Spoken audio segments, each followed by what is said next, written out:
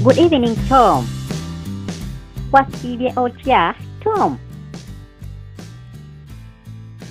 Good evening, Tasha. Wasiibye otya, Tasha? Did you watch the game? Walabye omuzannyo? Your team almost lost it. Tiimu yo kaabuze katya egufiirwe? Yes, Tasha. I did. Iye, Tasha. Nagulabye. Yes, but we won it by luck.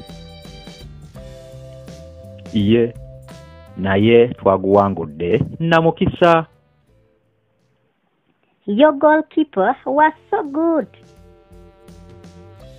Omukwasi wa golo yammwe yabadde mulungi nnyo. In fact, he is paid the most on the team. Era yasinga okusasulwa ssente ennyingi ku ttiimu. Oh, I heard it's from Africa. Oh, nze nawulidde nti ava mu Africa. Yes, of course. Tasha, the great Africa. Iye, Tasha. Africa enungi. I think you should buy a soda to celebrate the win.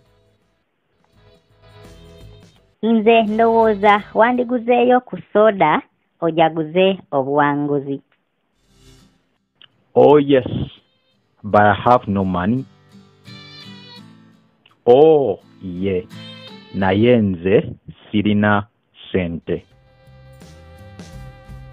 Maybe you should come home for a drink. Osanga gwe wandizze ewaka ne tunywamu. Good idea. I will come at night time. Kirowoozo kirungi. Nze nja kujja ekiro.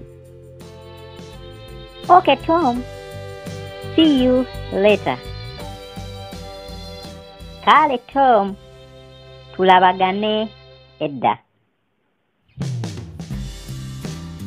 Okay, Tasha. Kale, Tasha. Thank you for coming, Tom. Webale kujja, Tom. You're welcome, Tasha. Webale kusiima, Tasha. You can have a seat, please. Osobola okutuulirako awo, Bambi. You have a beautiful house, Tasha. Oyina ennyumba ennungi, Tasha. Thanks, Tom. Let me bring the drinks. Webale, Tom.